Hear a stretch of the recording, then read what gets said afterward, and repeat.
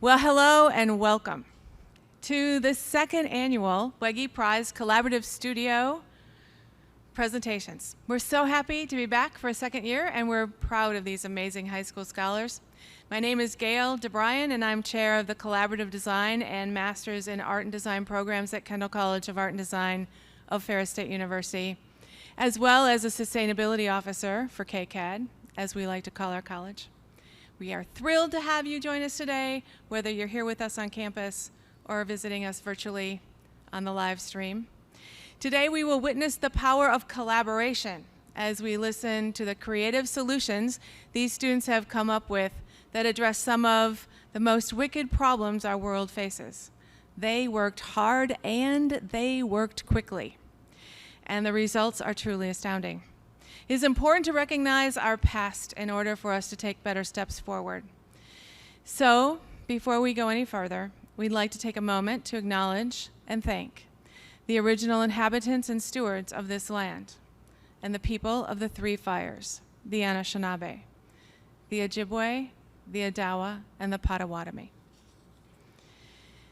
The Wege Prize High School Collaborative Studio was started with a goal of introducing inspired and creative high school students to collaborative problem solving and the design thinking process. Over the past 2 weeks, these students have explored the world around them, spoken to community leaders, conducted research, and utilized their transdisciplinary makeup to tackle some of the most wicked and complex problems facing the world today. This is our second year showcasing the work of the Wege Collaborative High Schoolers.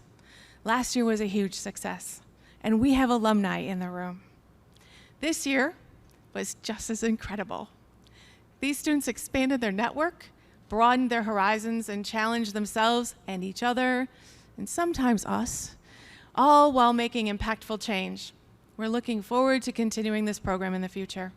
This workshop would not have been possible without the wonderful guest speakers and educators who helped guide these students through their process and research.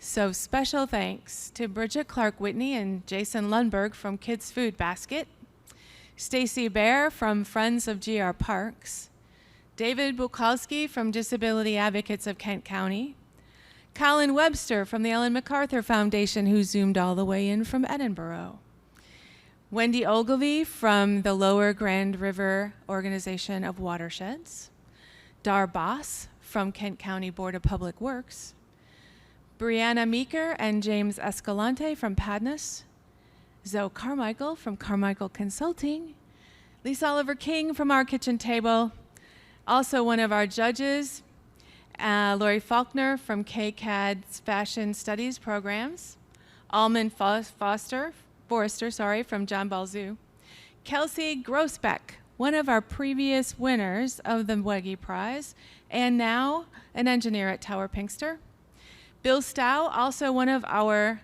judges from the Wege Prize and consultant with Bill Stow LLC, Elisa Bond, our library director, and our president, Tara McCracken. Nothing you see here today would be possible without the continued financial support of the Wege Foundation. For over 50 years, the foundation has been planting seeds that develop leaders in economicology, health, education, and the arts, while enhancing the lives of people here in West Michigan and around the world. We're beyond grateful for the Foundation's leadership and support, and we look forward to continuing the important work of both the Wege Prize Collaborative Studio and the competition in 2023 and beyond. I'd also like to thank KCAD and its Wege Center for Sustainable Design for supporting the Wege Prize from the beginning. This program simply would not be possible without the creativity, experience, and perspective KCAD brings to the table as a college of art and design. So just a few more pieces of information before we begin. They look very ready, don't they? First, be sure to share your support and cheer for these teams on social media using the hashtag WegeCollab. Also, be sure to connect with us on social media by following Wege Prize on Facebook, Twitter, and Instagram, and by following the KCAD Wege Center for Sustainable Design on Facebook. We also have a Wege Prize LinkedIn group that you can join today and start connecting with other folks from around the world in preparation for the big Wege Prize competition. So another thank you to everyone who made this studio possible. Gabby and Hannah, the collaborative design seniors who are behind the scenes making sure I look good and that everything runs smoothly. And the KBO group who are here to make sure this is filmed and documented well and live streamed, and we're really, really grateful for you.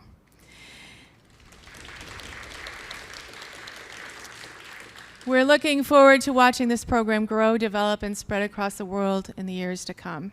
It's been an honor and a privilege to work with these amazing students, and I said I wouldn't cry, over the past couple weeks. The dedication and commitment for bettering the world around us is inspiring, and I know I'm not alone when I say I cannot wait to see the amazing things that will continue to go forward in their lives. We're lucky to have a wonderful Q&A team here with us today. Here to provide constructive feedback and encouragement are Tara McCracken, President of Kendall College of Art and Design. Applause, please. Martha Stackhouse, Wege Prize Program Coordinator. Tom Newhouse of Newhouse Design. And Elisa Bond, Library Director for KCAD. We thank you all so very much for being here and helping these students move forward with their projects. So we have 3 teams presenting their wicked problems and solutions today. Each team will have 10 minutes to present, followed by some 10-minute Q&A with 5 minutes to switch in between teams. Each member of the team will share a different section so everyone gets a chance to present. And if you are here with us in person, there will be a little reception following. So be sure to stick around. The students have put together a little bit of an exhibit in the back. You can see how their progress was evolving, and you can see a bit of our experience as we went through the last couple of weeks. So without further ado, we're going to begin the presentation. And first, we will hear from Team Spider Monkeys about harmful algal blooms and their circular solution for repurposing the algae into something beneficial.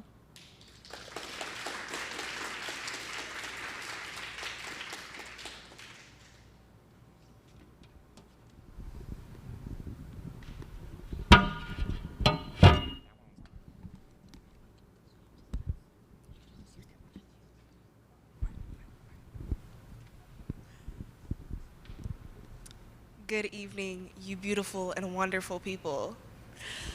So, hello, my name is Carmel Wilkins, and I am from Team Spider Monkeys, and our presentation is about algae blooms. I'm Natasha Doe. I am going to be a junior at the Museum High School. I'm Kyan Kale. I'm going to be a junior at Byron Center High School. I'm Reese Bauer. I'm going to be a junior at Forest Hills Eastern. And I'm Megan Carpenter. I'm going to be a senior at City High. And I accidentally forgot to mention that I'm from East Kentwood High School and I'm going to be a senior. This is our company, Sea Monkeys. Here are the table and contents that we will be going over, so hope you follow along.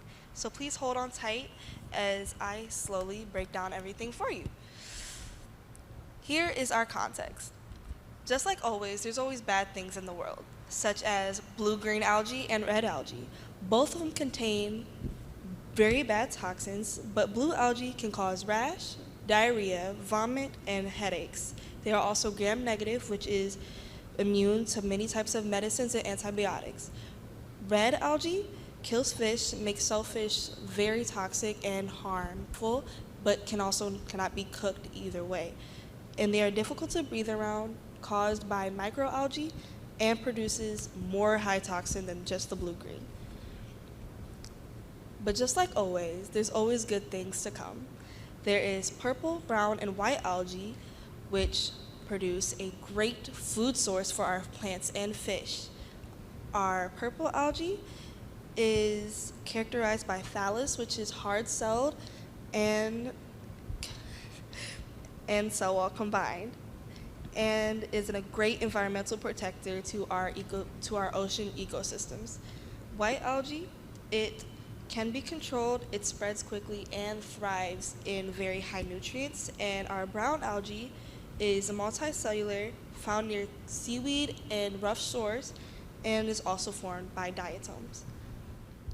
So these algae blooms are caused by the runoff of inorganic fertilizers with a mix of other factors like warm water and slow-moving water.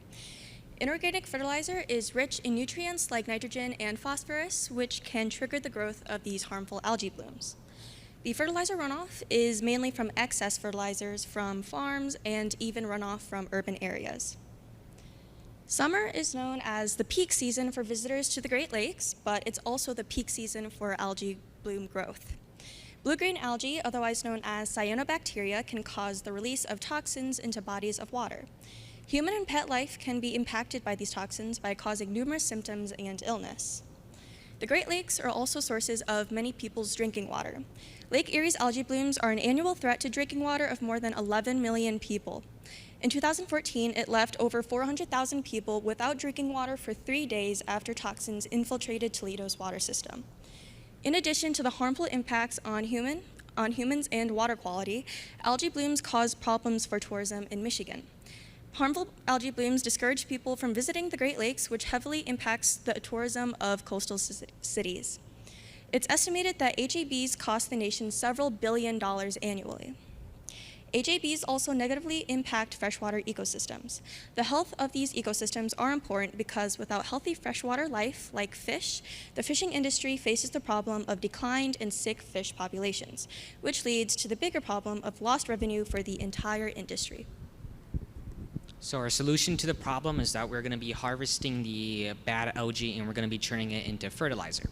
So how are we going to do this? The algae is going to be harvested by a biofuel-powered dragger boat and transferred to a shore via a small barge. Once the algae reaches the land, it will be laid out to dry so the bad bacteria in it will die. So once it reaches a brown colorization, the algae will then be turned into a fertilizer and sent out to farmers. The materials that we're going to be using in order to do this is we're going to be contracting with dredgers, barges, and trucking services. We're doing this to keep still like local businesses around from where we're working. We're also going to be creating artificial ponds because eventually if we do solve the problem, we have no way to produce the algae anymore. So if we create artificial ponds and grow algae there, it'll be more beneficial for our company. We're also going to be packaging our fertilizer in biodegradable plastic packaging in order just to better the environment. Our solution has a great potential impact. Our plan differs from other existing solutions because while other solutions work to take algae out, ours repurposes the algae instead of getting rid of it altogether, promoting the circular economic system. Additionally, our solution works to target the root cause and provide a solution. Other solutions call to have regulations set for fertilizer, which we'd like to do it in partnership with EGLE and state and local governments, but without acknowledging farmer concerns. By providing organic fertilizer, our solution solves that problem. So the United Nations Sustainable Development Goals are a set of 17 intertwined goals designed to propel us to a better and more sustainable future by 2030. Our solution acknowledges Goal 6, clean water and sanitation, and Goal 14, life below water. The proposed solution will have a huge impact on the fishing industry. As previously stated by Natasha, HABs disrupt ecosystems and harm marine life. Charter fishermen have even said that cost is noticeable, the gas cost, because they spend time driving far away where there aren't any harmful blooms. If we reduce the impacts of these harmful algae blooms, then we will reduce their negative effect. Many people rely on Great Lakes fishing for income, so it ties into business effects as well. This solution will have a huge impact on business. Coastal businesses rely on Great Lakes water, and the algae blooms cause sanitation and cleaning costs to increase greatly. Sometimes the HABs make water unable to drink, which affects everyone even more. Additionally, tourism is a big part of local economies and keeping coastal businesses afloat. HABs discourage people from swimming in and visiting lakes. If you visit the lakes and you experience stomach pain or vomiting and your dog ingests the water and gets chronic issues, you're not going to want to go back. Improving the problem will generate more tourism and stimulate economies. This solution can also work as a pilot or potential example for other harmful blooms like the red tides in Florida, which are in part also caused by too much nutrients in the water. So as for our business plan, our primary customers will be farmers, as the fertilizer use in the agricultural sector has both been seen and previously explained to uplift the growth of these harmful algal blooms. In order to make a profit, we plan to sell our algae fertilizer to the farmers. We will operate as a B Corporation, which are businesses that meet the highest standards of verified social and environmental performance, as well as legal accountability and public transparency. Operating under a B Corporation is beneficial for us as it builds trust in the producer and consumer relationship. In addition, we can illustrate the economic and environmental approaches to servicing farmers and the population with our algae fertilizer reported in our reports. As for sponsorships or partnerships, we plan to partner with the lake associations in the Great Lake Network, as both are economically intertwined with tourism and profits relating to the lakes. In addition, Environment, Great Lakes, and Energy, otherwise known as EAGLE, and the state government would also be a useful partner, as they would help sustain the state's environmental laws of health and cleanliness while also supporting economic growth. As Kyan mentioned earlier, contracting will be used in order to uplift the use of already existing boats, so more materials aren't used to be creating new boats. In addition, contracting helps save money and prevents taking away money from developing or existing businesses. So as for our potential weaknesses, to get farmers interested in the algae fertilizer and ease apprehension, free trials and lower costs will be offered at first to build that producer and consumer trust. In addition, pilot tests can be run in order to show higher validity of results. When the naturally occurring algal bloom population isn't producing quickly enough for demand, we plan to implement artificial ponds in order to sustain both growth and business, something Kyan also mentioned earlier. These artificial ponds will be environmentally friendly, growing purple, white, and brown algae, and there will be no use of damaging or harmful chemicals. By harvesting algae and turning it into a fertilizer, our company, the Sea Monkeys, can work to reduce harmful algal blooms in the Great Lakes. Thank you, Gail, Gabby, and Hannah, for all of your help, and thank you all for your time.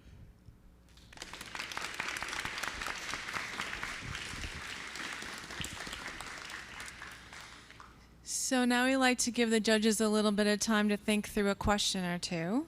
And while we do that, I like to ask them a compelling question.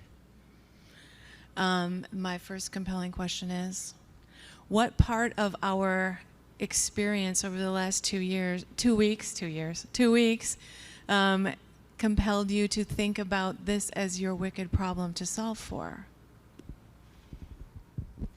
Well, in the first week, we took a river walk with Wendy Ogilvy, and it got us thinking about watersheds and the local ecosystem. So we realized that the Great Lakes are a big part of our life here in Michigan, so we wanted to focus on something with that. I'm also quite sure if you ask them where their watershed is that they live in, they can all tell you.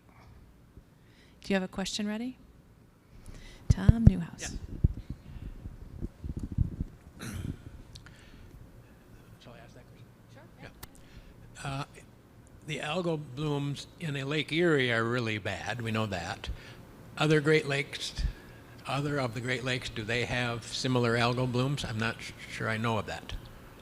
So they still have algae blooms, but it's not as severe as it is in Lake Erie. But they still are occurring.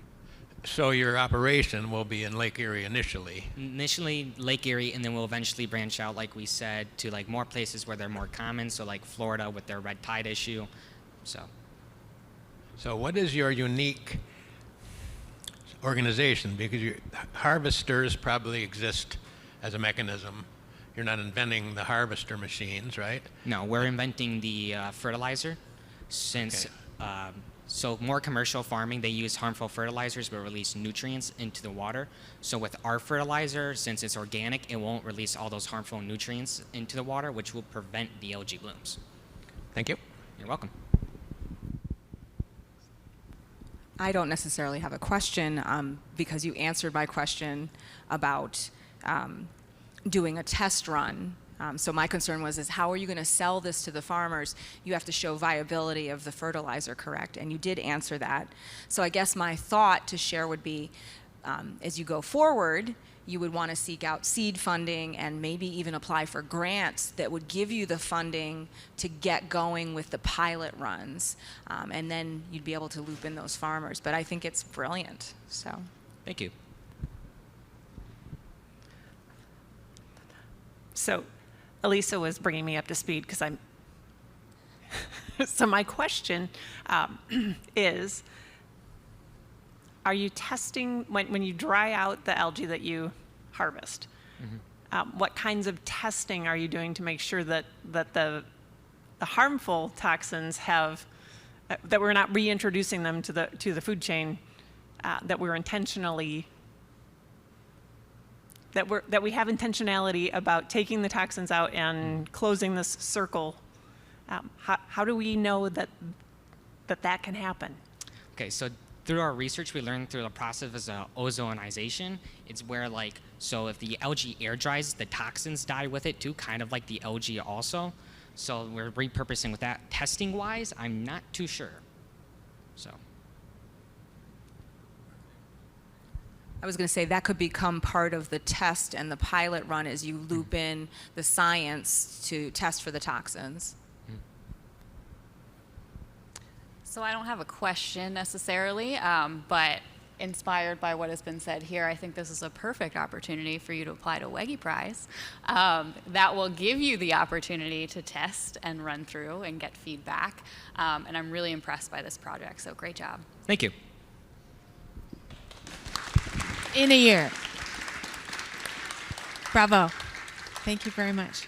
You may take a seat. As they find their seats, and I move away from the mic. Okay. Next up, we have the honor of hearing Team Slokes, who are passionate about working with the unhoused. And they have a very interesting solution to provide an access and inclusive health service to fill that need. So, ladies and gentlemen, Hygiene Hall.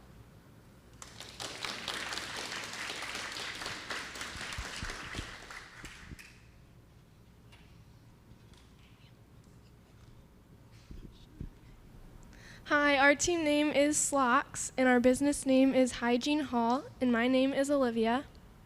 I'm Cece. I'm Liam. I'm Kaylin. And I'm Shiva. So these are the 4 sections we're going to be covering: the problem, the solution, the economy, and the future. Now imagine you've gone through a financial crisis. You can't afford your home, and you're living in your car. You don't have access to clean clothes or a warm shower. But what if there's a solution to this?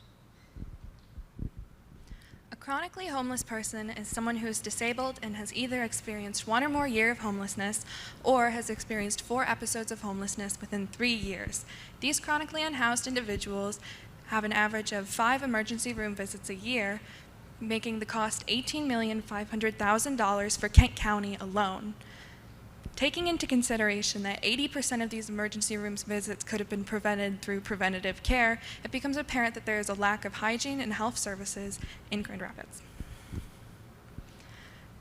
This problem addresses the United Nations Sustainable Development Goals of number 1, no poverty, and number 3, good health and well-being. So what is our solution? We propose a community-driven resource center for the unhoused and general public. Now, in your hands and on this screen, you see a floor plan for the design we have considered. This was drawn up by Kaylin, so she will walk you through it. So as you can see, we have bathrooms, women's, men's bathroom, and family and gender neutral bathrooms. And in those bathrooms, we have stalls and showers. Over here, we have the entrance area where you can ask a receptionist questions or navigate the building. We have 3 vendor areas, which I will talk about in 1 second. We have a laundry room, and we have a service area. So in those venues, we are going to host event partnerships in which we invite local businesses and people to offer services for unhoused and members of the Hygiene Hall. In terms of services, we will invite medical students and residents who are looking for volunteering opportunities, as well as the Aveda Institute cosmetology students to offer medical services and haircuts to our unhoused and other people who are looking for those services. We also will invite local businesses who are looking for employees to host job fairs in which our unhoused and unemployed are looking for opportunities and jobs. We also plan on hosting art studios, having live music from local bands, and having craft shows to encourage community building and reduce stigmatization. Physical health services are arguably one of the most important parts of preventative care. Because of this, we plan to offer first aid supplies, which include antiseptic wipes, bandages, adhesive tape, etc., bed bug and lice treatment, general medicine such as cold medicine, allergy medicine, and pain medicine, dentistry supplies such as toothbrushes and toothpaste, as well as information such as pamphlets on self-care for a range of injuries. So our service will include bathrooms, showers, and a laundromat. Along with this service, we'll include hygiene essentials such as soap, shampoo, and other toiletries. Our design is accessible to everyone, including people with disabilities, allowing for a universal design.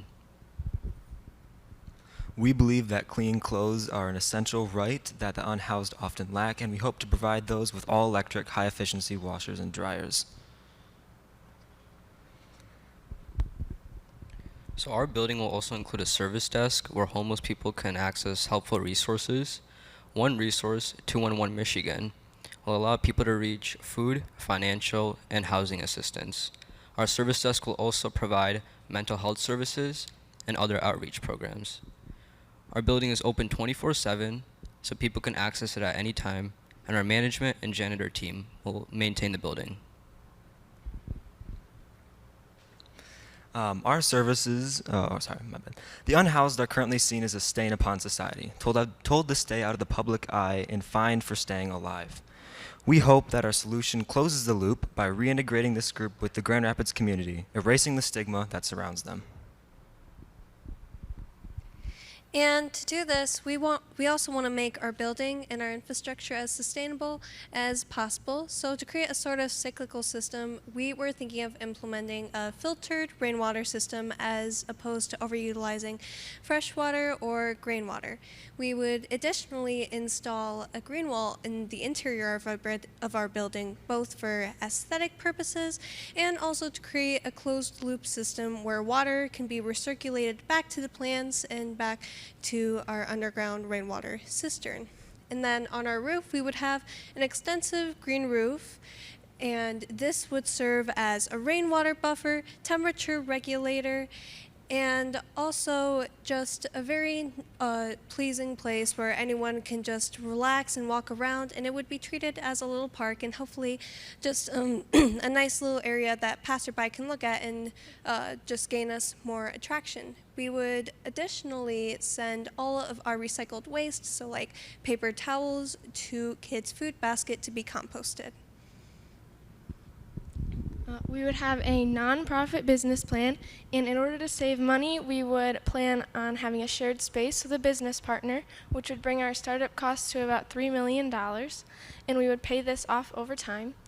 And then in order to balance out our estimated yearly operating cost, we would be asking about $600,000 from our sponsors yearly, and then any profit that we make, we would reinvest into the business to expand in the future.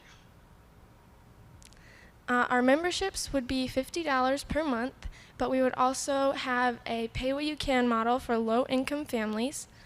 And as you can see, the application would be something like the one on the slide, where we have where we can balance out the monthly income and the monthly expenses to make an affordable cost for everyone. And then also we would have free memberships for the unhoused, which would be prepaid by sponsors and donors.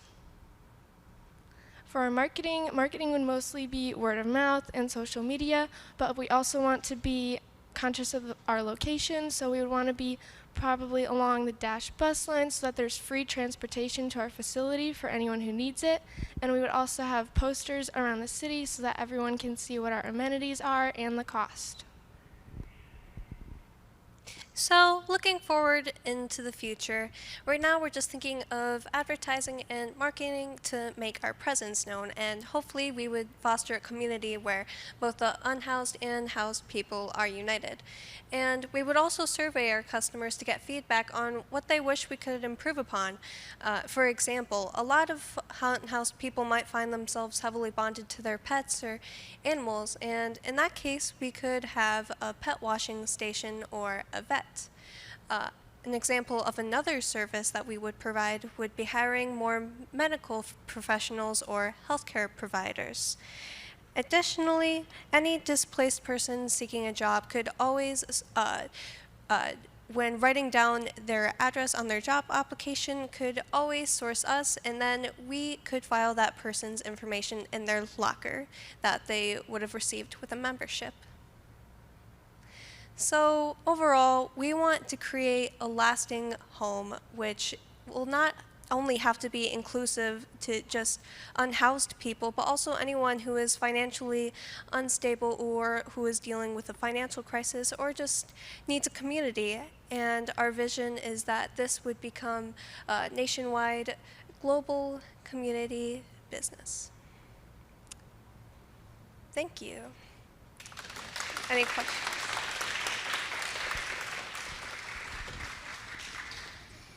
Okay, while the judges think about compelling questions and comments, I will ask you the same question. What part of our experience over the last 2 weeks, not years, compelled you to think that this wicked problem was something you wanted to approach? One thing we noticed, despite all of the wicked problems we had seen and faced, was that it requires a solid backbone of community. You have to have people working together, no matter where they're from or where they are in life. So we saw this opportunity to create a community and strengthen everyone involved so that we could tackle some more of these problems with voices from everyone. Thank you very much. You need more time, or are you good? I have a question about services offered.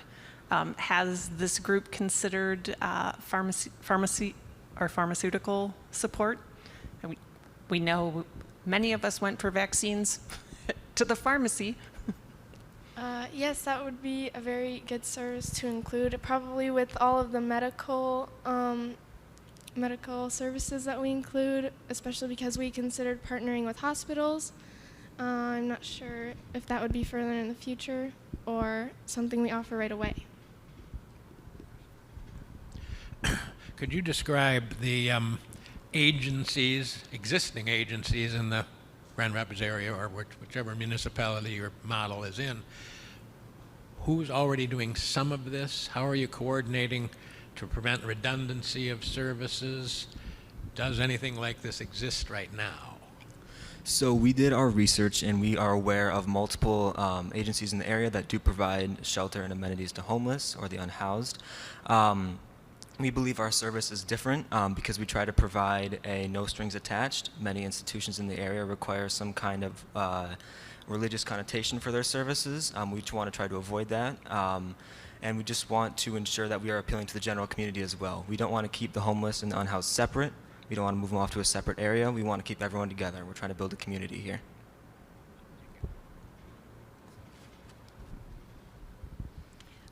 Great job to all of you. I saw some of your practices yesterday and noticed a lot of improvements, so just wanted to point that out. Good job there. So do you have a location in mind for this, and also an idea for how you would kind of have some of that capital funding in the beginning so that this is something that can exist?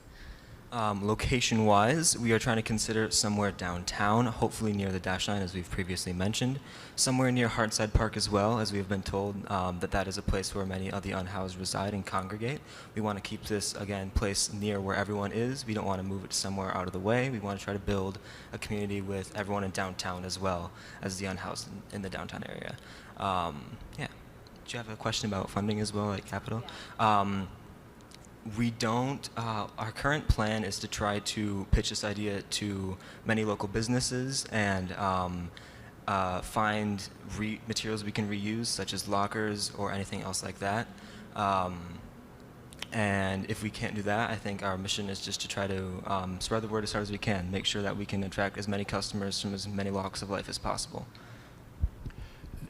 Do you see it as refurbishing an existing building, or do you think you'd have to build one? We were thinking of refurbishing an old building as a way of not wasting space and not using up more materials than we need to. And also, as a way to save money, we might want to have a shared space with a business partner so that we don't have to pay for all of the renovation costs.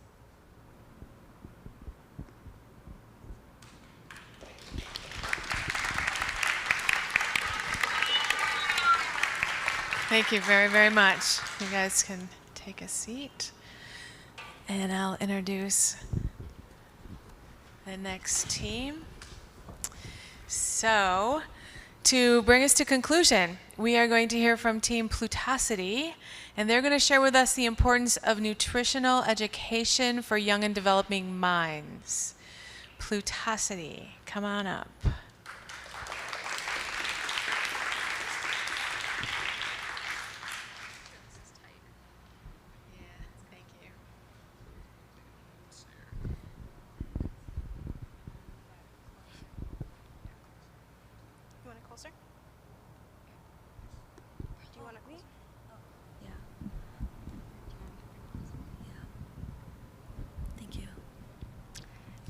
Good afternoon. We are Plutocity, and I'm Erica Govea, and I'm a senior at City High Middle School. I'm Isabella Diaz-Borello, and I'm a senior at Wyoming High School. I am Perla Hinojosa, and I am a senior at Museum High School. I'm David Liu, and I'm a junior at Forest Hills Northern High School. I'm Noah Singh, and I'll be a senior at Grand Rapids Christian High School. What are you doing? Kind of thirsty. Don't you know that's unhealthy for you? I mean, on the back it says 0 calories and 0 sugar, so it can't be that bad for me. There's still all those added preservatives and artificial sweeteners. Why don't you just drink water? I mean, I've been drinking this for a really long time, so now when I drink water, I don't really like the taste anymore. Am I the only one who thinks like this? Well, actually, no, you're not, which is a big problem. Schools give children under 8 hours of nutritional education each year, much less than the 40 to 50 hours that are usually needed in order to cause behavioral change. This problem was made worse when an Oxford academic study revealed that kids are less likely to try novel foods. As we can see from the bar graph, 99% of kids did not know what papaya was, followed by edamame and water chestnut, where 97% of kids did not know what those foods were. On the flip side, string cheese, grapes, and a whole wheat cracker were the most known foods. Looking at how often foods were tried, papaya was the most novel food tried at a rate of 42%, but that was much less than the rate at which the most known foods were tried at, which ranged between 73 and 79%. Additionally, there was a 47% increase of a kid trying a food when he or she knew it compared to when he or she did not know it. 6.1 million U.S. children are affected by food insecurity. On average, healthier foods cost nearly twice as much as unhealthier foods per serving. This greatly affects kids who are food insecure. When families are of low income, they can't afford healthy foods. Combining these two facts creates a feedback loop. When kids are food insecure, they are forced to resort to unhealthy eating habits. These unhealthy behaviors can lead to the development of chronic diseases. This means that either kids don't eat enough and become underweight, or eat unhealthy and become overweight. A study shown in 2020 by the World Health Organization showed that globally, 149.2 million children under the age of 5 were stunted, and 38.9 million were overweight. As a result, healthcare costs increase, employability decreases, spending trade-offs increase, and household income decreases, making it all cycle again. So what's our solution? According to the National Library of Medicine, it takes kids around 8 to 15 exposures before they become accustomed to a new food. Our solution takes account of this fact and we've created a 60-day incentive program where kids will cycle between 4 different foods, 15 exposures each. It will be included as part of a larger workbook that will have fun activities like coloring pages as well as nutritional information. For each day that a kid tries a new food, a parent will sign off to confirm that they tried it, and these parent signatures can be turned back to their school. And for each signature, they get 1 point, which can be exchanged for prizes that will be provided by donations from people like you. Our project is very sustainable. First of all, we make our own paper, and we have some examples we want to pass out here, and also we have some more back at our table if you want to go visit afterward. We take old paper and combine it with native plant seeds to create new paper, so after it's used, it can be composted or put back into the soil to create new life. Secondly, we use eco-friendly, compostable, and non-toxic ink, so that when our paper is composted, it won't affect nearby wildlife. Lastly, we've created a system where kids can return uneaten food, like apple rinds or banana peels, for extra points, allowing us to further close the cycle. Our project also aligns with the United Nations 17 Sustainable Development Goals, specifically number 3, number 4, good health and well-being, and quality education. Here are some prototypes and designs that we've made. Here you can see a variety of fruits and vegetables, including some more common ones like tomato and apple that kids are more likely to know, as well as more uncommon ones like eggplant, okra, and daikon. These fruits and vegetables span across a variety of cultures and come from all different parts of the world. Now we have our fruit and veggie log, and you can see there's 15 days, and there'll be 4 pages of this. And on the side, parents and kids can write notes and write like how they like their food and different experiences they enjoyed. Now we can see different activities we put into our book. We have spot the difference, coloring pages, and nutritional information, like a My Plate diagram, or just a rundown of what different nutrients go into different vegetables and fruits. Thank you, David. We are one part of a whole. Kids' Food Basket has served 1,376,216 healthy meals since July 1st, 2021. Partnership. We plan on being on a partnership with the Kids' Food Basket because we want to be part of them. We don't want to be just a person by ourselves, but we want to be an attach-on with them. And we would like to reinforce and improve existing programs, and we would like to share this idea of composting with the kids so they acknowledge that the food that they're consuming can go back into the earth in a sustainable, easy way. Optimize economic systems. We would not like to put any company into debt. We would just like to be somewhere where they can have an understanding that we're there to help them financially in any way. And we sponsors and donors. We created a model focusing on the circular economy, trying to eliminate the idea of the linear economy, starting with the Kids' Food Basket, where we would have recycled paper with seeds with our fun designs and activities, which would lead to us having these point system and donations that there's some in the bags that you guys could go see, which would share the idea of nutrition and compost education with them, where they can have this understanding that they can put their paper back into the earth, planting them or composting them back into the earth, continuing this idea of a circular economy. Our message. In the past year, Kids Food Basket has had almost 45,000 hours of volunteer service. This is really important because these volunteers help provide food for kids who need it, and those numbers could rise if people like you go out there and help. We ask for donations such as money or toys as well. At the back table, we have some examples of those toys, but other examples could be like soccer balls, baseballs, or jump ropes, or just any type of toys that can help promote healthy living. And with that, you could all help us educate children on nutrition, just like David. Guess I don't need this Diet Coke anymore. Yeah, you should really try water. Thank you. Thank you. Thank you.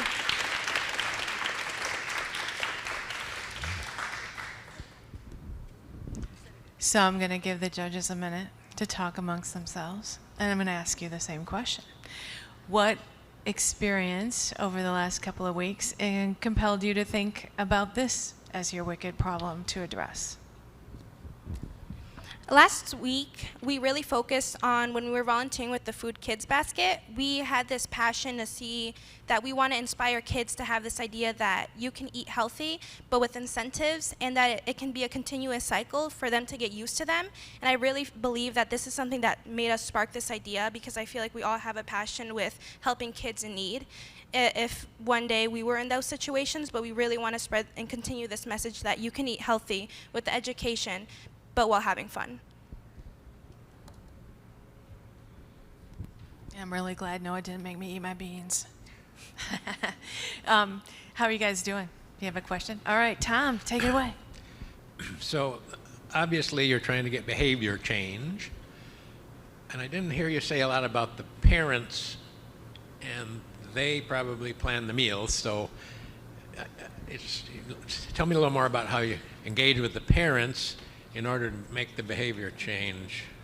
So Kids Food Basket will provide like the food bags at schools. So when parents and children go to pick it up, we'll give them a little explanation of how our system works and how they can get parent signatures to help their kids eat their foods.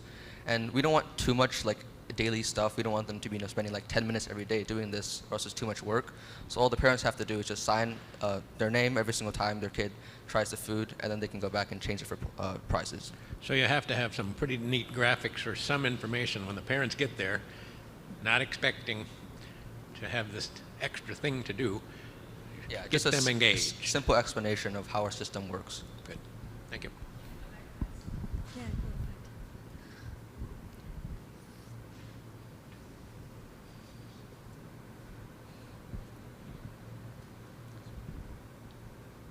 So a couple thoughts. I love gamification. I think that's a fun way of learning and taking on new knowledge. And you're right, it does take time to change behavior, and it takes time to absorb knowledge. So I think gamifying it or making it a reward system is awesome.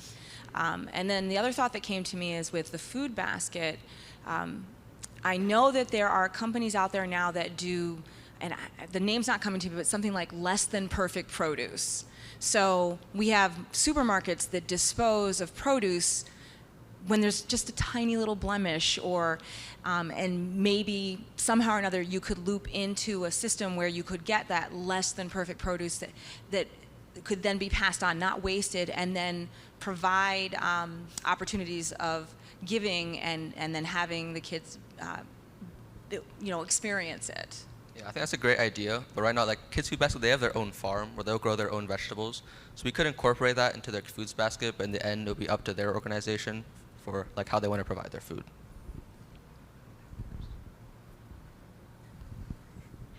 So I know that was one of your trips, was to Kids Food Basket. Have you talked to them about this idea yet, or do you plan to? Yes. Earlier last week, I emailed them a few questions that we constructed that we would just like to know more information about that. And so he sent that, Dr. Osborne, he sent that email to his other team so that they could review it and answer my questions.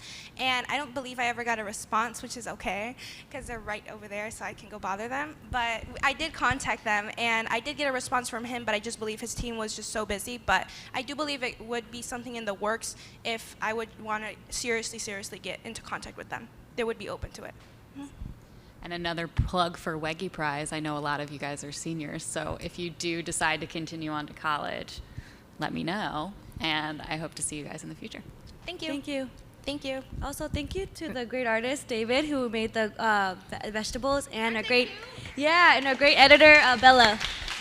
And I was just going to say, Yeah. be pleasantly persistent. Just like I talked about when I visited with you last week, you have to have determination and grit, but persistence too. Thank you. Do you have any more comments or questions? Probably. I'm not sure I have a question. And Gail knows that Kids Food Basket is very, very near and dear to my heart. And I spent some time talking to this group yesterday because I would have been one of the recipients if that program existed when I was in school. And I have been a long-time volunteer at Kids Food Basket, and in a wide variety of ways, and involved Kendall in my time here over the last, dozen years or so with Kids Food Basket. So I think that it has some real legs to become a part of their educational programming. And I would, as Elisa said, what kind of persistence? Pleasant persistence. Like it. I'm going to adopt that. Pleasant persistence. So thank you very much. Thank you. Thank you for sharing that. Thank you so much. Why don't you guys stay right here? Stay right here. So this is the part of the whole 2 weeks that I think Tara and I like the most. I think Tara will jump up and help me give out some certificates of completion for all of the good and great work that these students have achieved. So Tara, I don't know what order that stack is in, but this is plutosity.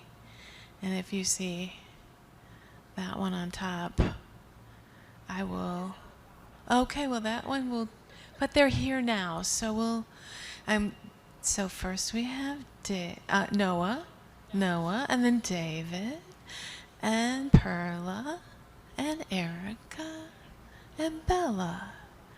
Bravo. Cheers all around. Who's the next one? And then how about you folks sit down, and I'll invite the spider monkeys to pop back up.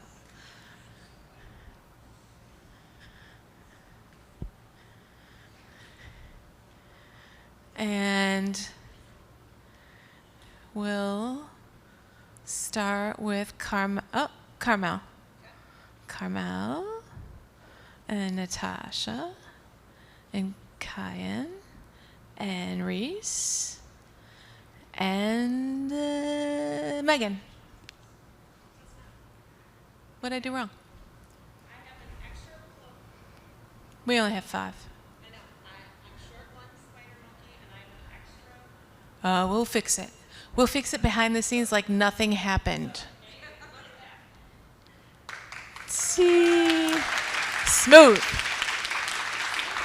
Super smooth. All right, now I'll let you guys grab a seat, and we'll let the slocks come up. So let's see if we can do this in order. We'll do the CC, S, L, Liam, O, Olivia, K, Kaylin, S, Shiva. Then you'll have your slocks figured out. See how that works? So, Sissy, a returning student, Liam, Olivia, Kaylin, right? And Shiva. Bravo!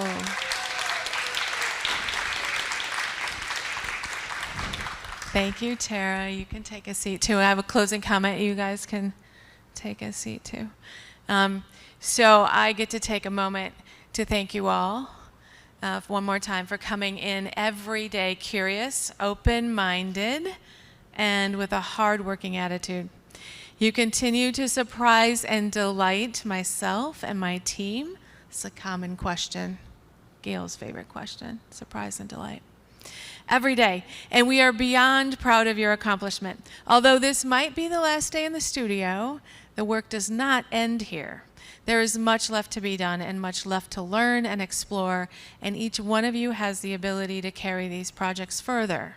Keep asking questions, keep pushing boundaries, keep changing your patterns, keep having fun.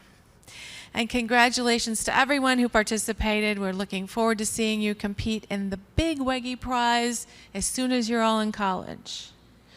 I believe Hannah and Gabby have brought out some cookies. There's beverages in the fridge and on the ice.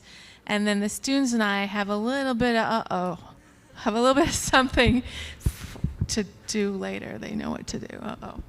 Okay, can you guys hear me? I think you can. All right.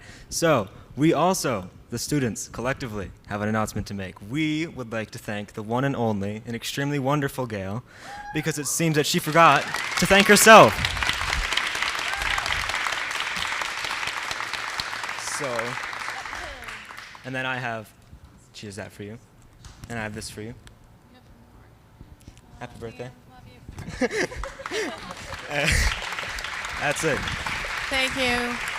Now, I want you to also notice that there's a lot of alumni in the house. Will all the alumni from last year please stand? All the alumni. I see you. I see you. I see you. I see you. I see you. I want you all to know you're welcome back next year. Good to see you. I'm looking forward to having conversations with you all. So thank you all for coming back. Let's have some punch and let's celebrate. Thank you.